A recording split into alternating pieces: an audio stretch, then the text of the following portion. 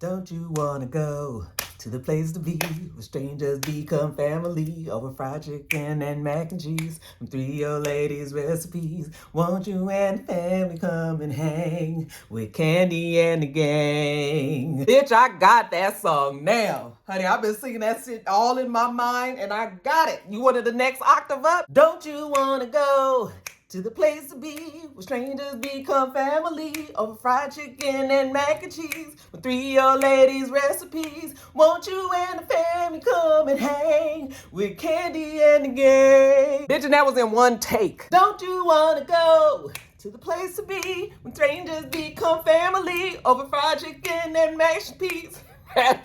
Don't you wanna go to the place to be when 3 old ladies? Little too confident. Don't you wanna go to the place to be where strangers become family over fried chicken and mac and cheese? 3 old ladies recipes. Won't you and the family come and hang with Kandi and the gang? I put a little falsetto on that bitch for you. Don't you wanna go to the place to be strangers become family over fried chicken and mac and cheese from 3 old ladies recipes? Won't you and the family come and hang with Kandi and the gang? Don't you wanna go to the place to be where strangers become family over fried chicken and mac and cheese from 3 old ladies recipes? Won't you and the family come and hang with Kandi and the gang? Bitch, I don't want to go no higher than that, y'all. That's all you gonna get today. What's up, rock stars? It's Rox coming to you today with a review for Kandi and the Gang Season 1, Episode 7. Episode 7, you guys. So let's get to it, shall we? All right, you guys, before I start, shout out to Don Juan. Oh, Don Juan gave me a shout out in Kandi's newest Speak On It with, he's interviewing Dom, and he told her that I mimic her voice in the video. So I was like, oh, you guys have all been telling me about it. Yeah, this is all real exciting, you guys. People keep asking me if I think that Kandi has heard me, do her, and I'm sure she has. I'm sure she has. Don's been following me for some time, and when Carmen was back on Real Housewives of Atlanta before they ran baby girl off, she would tell me that, they would let Kandi see some of the videos and everything. So I'm sure she's seen, it's probably been some years, but she definitely has heard me mimic her, and she might not be a big fan of it because I know that she might be a little sensitive. Well, she's probably not anymore, but at one time, maybe she was a little sensitive to people teasing her about her voice. But honey, Kandi was like, bitch, I got this right here, so fuck this voice. At the end of the day, she's still gonna make her wet. Shout out to Stevie J.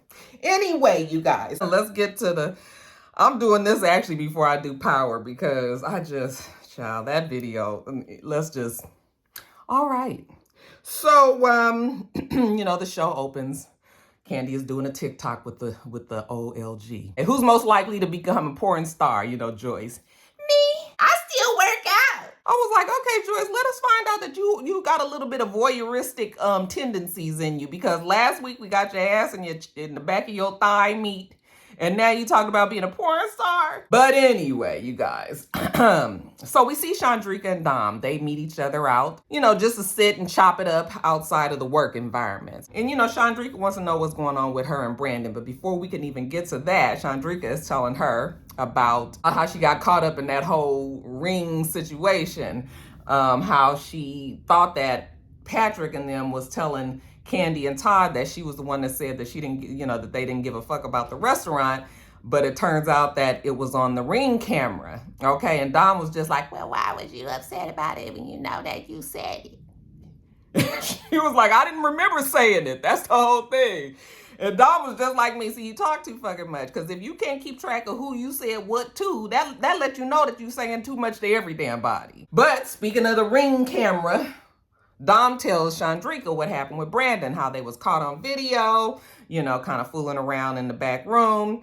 And now the ultimatum has kind of been given. Well, I don't think they've even talked to Dom, but Brandon relayed to her that, that they might have to, somebody's going to have to transfer. And Dom her feelings a little bit hurt. Like, damn, you could just kick me out like that? That's how you feel about me?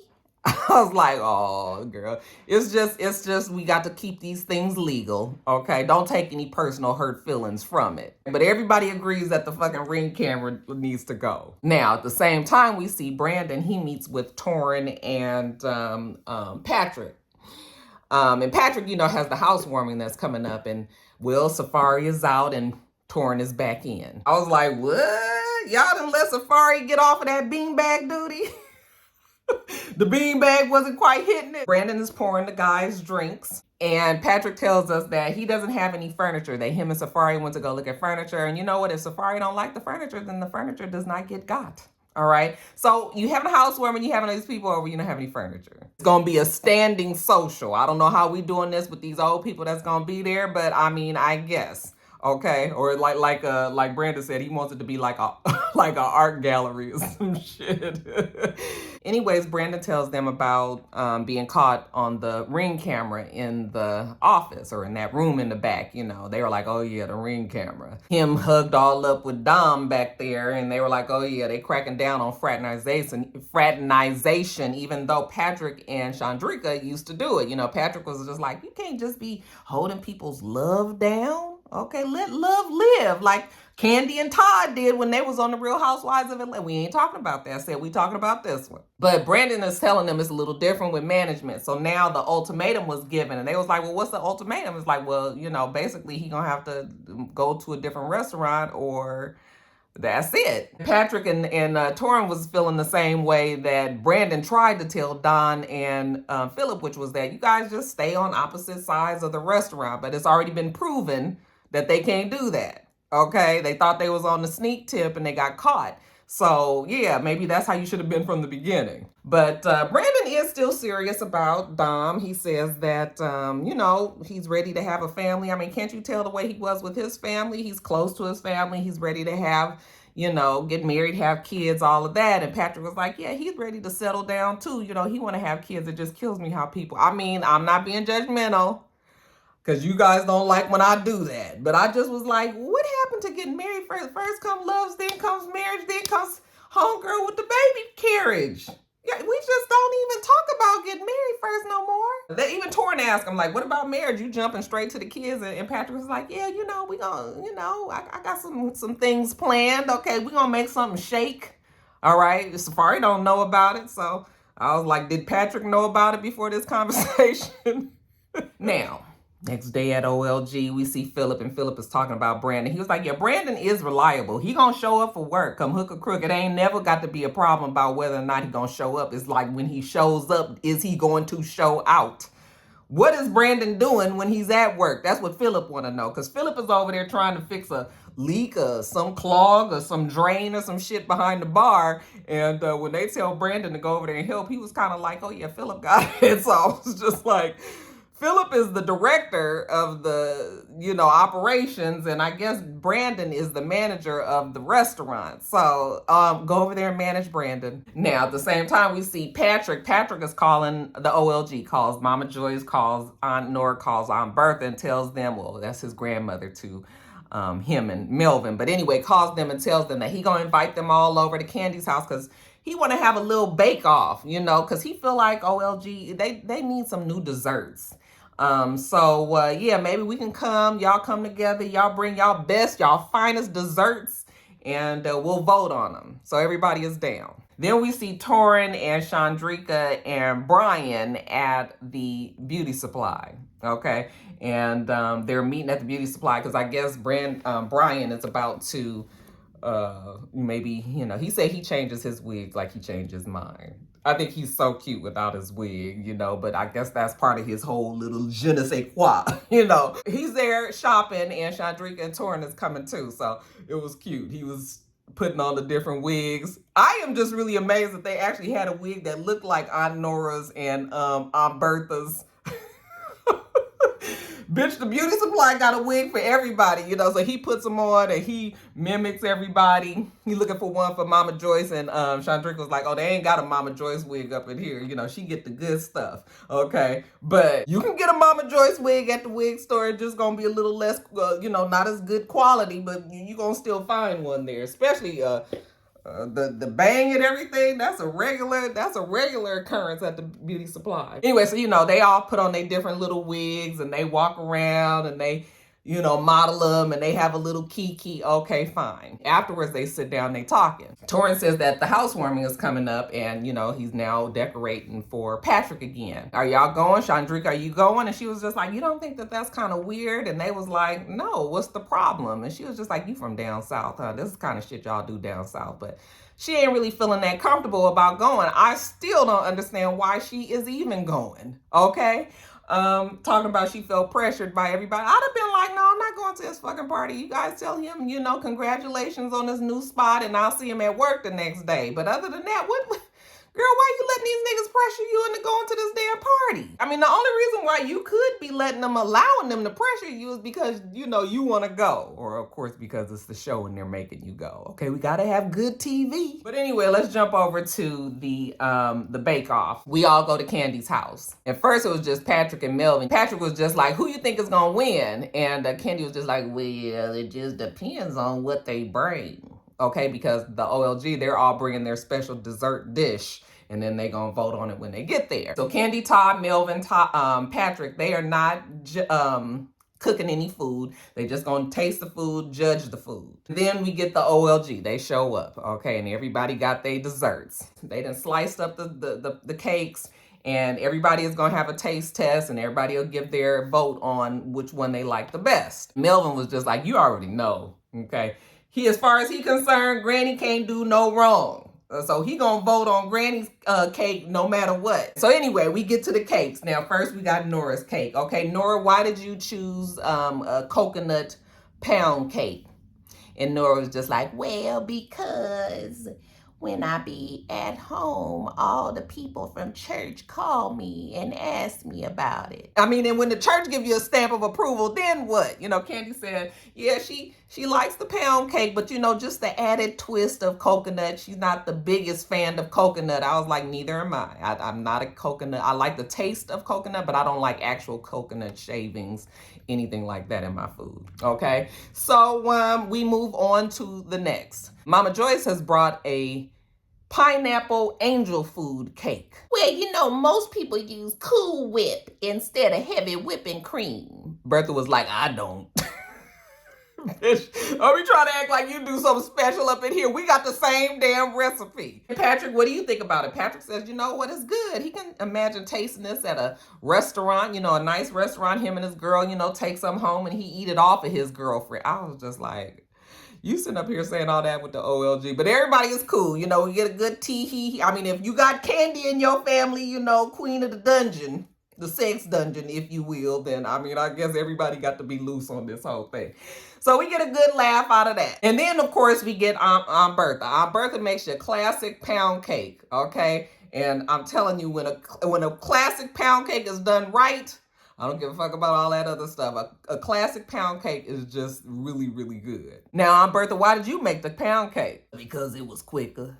Aunt Bertha said, why work harder, just work smarter. And Nora was just like, well, I just think it wasn't her best. So yeah, we round it all up and then we say, okay, out of the 3 entries, who wins? Well, long story short, Mama Joyce Angel Food Cake wins. Out of the 3, I guess, you need a little something that's going to be a little frou-frou for the restaurant. I mean, pound cake is just pound cake. I don't know if many people will order just pound cake at the restaurant unless it just has an impeccable reputation. So that's what we got. Next day, OLG shows up at the restaurant and Philip does, well, probably not the next day, but next time we're recording, they show up at the restaurant. Philip unveils the billboard, announcing Mama Joyce's pineapple angel food cake. And we see everybody living their life. Chandrika has a photo shoot. Don is with Torrin at the store buying food for his snakes. Don, why do you have snakes? Don said to keep the snakes out of his life. You stay off of Real Housewives of Atlanta, Don, and you won't have any problem. The motherfuckers be stressing Don and Carmen out. Carmen was like, bitch, I'm out. Okay, let me go do my insurance thing and quit fucking with y'all. I don't blame him. I'm surprised actually that Don decided to do this show, but because the show is so lighthearted and upbeat and fun, I think that's probably one of the only reasons why he agreed to do this, because he was like, y'all bitches on Real Housewives of Atlanta is fucking crazy. Now we see Dom and Brandon, they go to the little doggy store. Okay, dog food and treats and clothes and all that kind of stuff. You guys know that Dom has a cute little doggy, Chino. Now, we got to discuss this housewarming. So are we going together or are we going to go separate? And Brandon kind of hesitates. Okay, he was just like, yeah, well, that's kind of what I was saying. Like, and she was just like, wait, what you mean what you were saying? He was just like, well, we can go together. Even though at work we're not a thing. It is complicated, okay? My opinion, even though nobody is asked Roxanne, but I'm thinking that Dom and Brandon would have done better just going by themselves. Okay, just going separately. I think Brandon was feeling pressure because she was just like, wait a minute, what you trying to say? Wait, I'm gonna make a big deal out of it because at first you said okay and now you making it.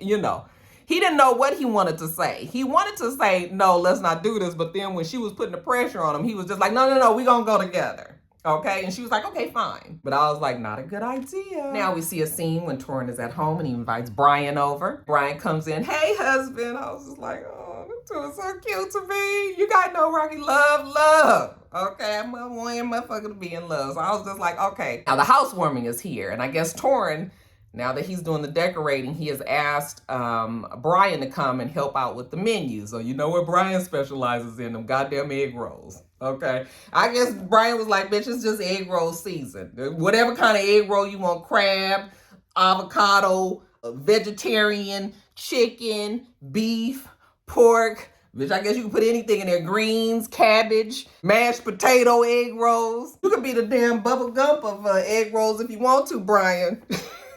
So Brian, he bring his egg rolls. Brian travels with egg rolls as well, apparently. And after him and Torrin, go on and test them out or whatever, Torrin is telling him about the decorating, how he's just a little concerned, because Safari is going to be there. And even though Safari is out on the decorating, she's still very much involved. He's like, just, you ever been around somebody that was just so good looking that they're kind of, intimidating? And Brian was like, yes, when I look in the mirror every day. But on boom. Yeah, Safari is very pretty. But maybe I guess the more accurate word is she's intense. So it's just like she don't never like loosen up and just have a good time. So maybe that's why Torrin is feeling so, honey, Torrin, do your damn job. All right, and don't worry about what the fuck Safari wants. This is Patrick's house, and he already said he wants you to do it, so just do it. So it's housewarming day, and it's 3 hours before the housewarming. We see Patrick and Melvin, they at the place, they cleaning up, trying to get ready. Patrick says that he gonna clean the bathroom, but this fool go in there and put no number 2 in this bathroom on the damn mirror, and then he takes the toilet tissue out of there, and he figures that ought to keep people from even using the bathroom. Melvin was just like, you ain't got to worry about his granny, because granny is not going to, she don't use nobody's bathroom but the one in her house, okay? Definitely ain't trying to use no damn bachelor's bathroom. Bitch, you get in there and be done caught strep or something. You know how them damn men's bathrooms be? Child, you meet you a new guy, you go over to his house, you go in that bathroom, and you be like, what the fuck is that? So they get to work cleaning up around the house. We see Chandrika and June at the house, and, they talking about the party. I guess Chandrika still don't really want to go, but I guess June is down to go because they've been invited or whatever. And she just tells him basically, how you do with your spouse or your mate or whatever. You just be like, okay, we just gonna go. We show up for a minute, and then we head on out. And she calls Dom, and Dom is out getting a gift. And she was just like, oh, girl, you getting a gift for him? Dom was like, yes. It's a housewarming. And she was just like, oh, the gift is me. My presence is the gift that I showed up. But yeah, she tell Dom again, she just coming to make an appearance, and then she's out. And then what is the safe word? And June was like, I'ma holler at you. Something tells me you ain't even gonna have to use that safe word, June. Meanwhile, back at the apartment, Torrin is there. He's decorating. He borrowing furniture from OLG so that the people could at least have some tables and shit there. I was just like, now how hard is it to rent? Torrin, I'm gonna put that on you, considering you part of the decorating. Why you didn't just rent some tables and chairs for these people? But whatever, they get it together. People start showing up. Safari comes, the OLG shows up, Kandi and Todd are there. I think Cousin Weenie was with them. Anyway, he tells them that they don't have any chairs, that this is a standing kind of social.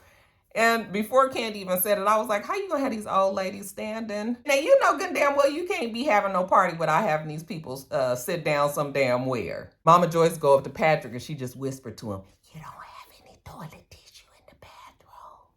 And he was just like, yeah, I mean, I know, because he didn't want nobody doing number 2 in there. But I'm like, these are women that are there. We don't just stand and pee and shake it off, honey. We got to wipe. So, what you talking about? You know, so he gonna go put some toilet tissue in there. And then tell me, why did they bring out a suitcase for Aunt Bertha to sit on that? I was like, nigga, all I could picture in my mind was that damn suitcase collapsing and Aunt Bertha. Like, no, we cannot have Aunt Bertha falling no damn where. I'm gonna need you guys to give Aunt Bertha the bean bag. Aunt Bertha needs somewhere to sit. Please let her sit in that damn bean bag. But Aunt Bertha, honey, she was perched up against that wall, just sitting over there looking like my mama. And Patrick was just like, he didn't want the energy of people's butt cheeks being on, you know, they booty cheeks being on his new furniture. So that's the reason why. Like I said, you needed to rent some shit. We're going to have a little entertainment. Somebody had the nerve to show up with a damn guitar. So Brian, I was like, Brian has a voice sound like he can sing. Brian get up there and he sing Amazing Grace. So you guys remember that Simpson episode when they was singing and the song looked like it take forever because we got to go through all these rounds. Well, that's Brian, okay? Just to showcase, you know, that he can do it. You know, love me. I can't do runs. That's just something I've never been able to do. Sean McLemore, God rest his soul, he used to always try to explain to me how to do a run. He was like, Roxanne, you just, in your mind, you have to think of the note before you get there so that you know that that's where you're going to land. And he was trying to tell me the ins and outs. I'd be like, bitch, it just ain't working. Just give me the note. I can hold the note, but all them runs and shit, no. So anyway, Brian get up there and say, but why did Kandi want to tease him? Amazing. I said, Kandi, don't do it. Don't do us, baby. Because we got all day. Hey, you know. Now you up here talking about Brian? Girl, don't do it. I got a good little gig off of that. Kandi tried it. Now, Dom and Brandon, they show up outside with Chandrika and June, and Dom was just like, Okay, we gonna go outside and we gonna see what the scene is like, and then we gonna come back down here and get you. okay, that's the plan, right? Child, that Dom and Brandon get up in there and they just completely forget about Chandrika and June, all right? And inside, Dom tells them, You know, I just wanted to let you guys know that we didn't come by ourselves. oh, you didn't? Nope, because Chandrika and June are outside. And Safari was like, well, they outside. They can stay outside. You know, no harm, no foul. They ain't even came up in here. Now, why is Chandrika and June even there? Well, Patrick never uninvited them. So apparently, remember when Patrick told everybody they was invited? And that was when they all went out to drink, when they all went out for drinks that day. But then when he had the conversation with Safari, then Safari said she wasn't comfortable with it and all that. So I guess he mentally uninvited Chandrika, but did not tell her. So I guess he really should have just been like, hey, I know I said at the party the other day or when we went out the other day that, you know, you can come, but maybe it's not going to be comfortable. But he just conveniently decided not to do that. Blue, what's the matter? So Kandi was just like, this is easy. All you gotta do is go out there and just be like, well, you know, I'm sorry, but there was a misunderstanding. Just let them know that you meant to tell them they couldn't come, but you just forgot. In the meantime, June is outside. He irritated. Like, we've been out here fucking 30 minutes and they ain't even, Dom and them ain't came back out for us or nothing. Like, why we even, I would have been left. Okay? 10 minutes. And that is pushing it. I would have called and been like, hey, where you at? Like, you know, ain't nobody just feel like standing out here. And if you wouldn't have came back out, baby, we is gone. Because you already know I don't like standing in no damn line.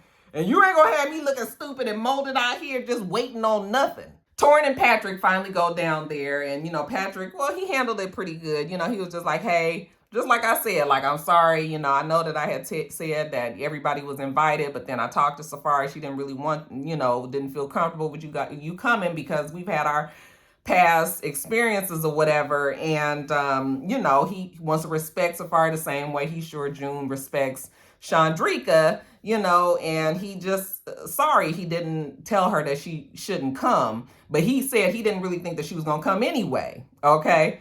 And even though you really can't go on that, I was feeling the same way. Like, what the hell are you doing there in the first place? So she was just like, okay, so yeah, sorry, but you guys can't come up. See, yeah, exactly. That's exactly why I would have left 20 fucking minutes ago. Okay.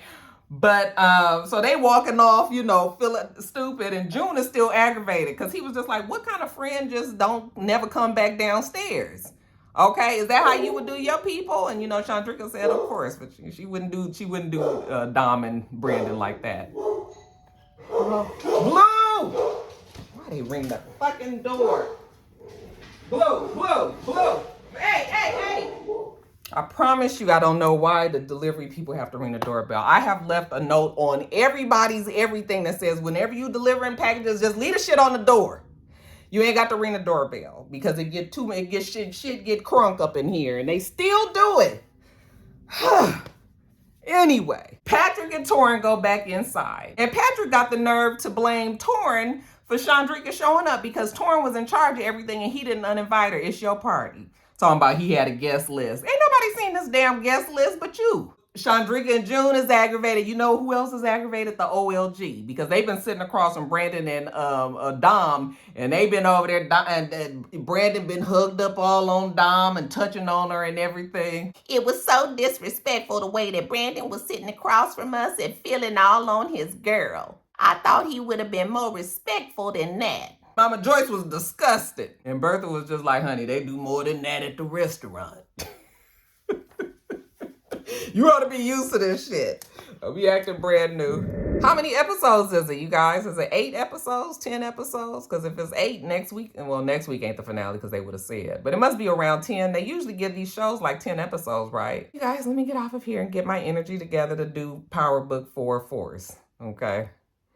Make sure you rate, comment, and subscribe to the channel. I'm itsrox. The channel is itsrox. Everything else I do will be in the bottom bar. All right. So I hope that you have a wonderful, wonderful rest of your day, and I plan on doing the same. Till next time, rock stars. Bye.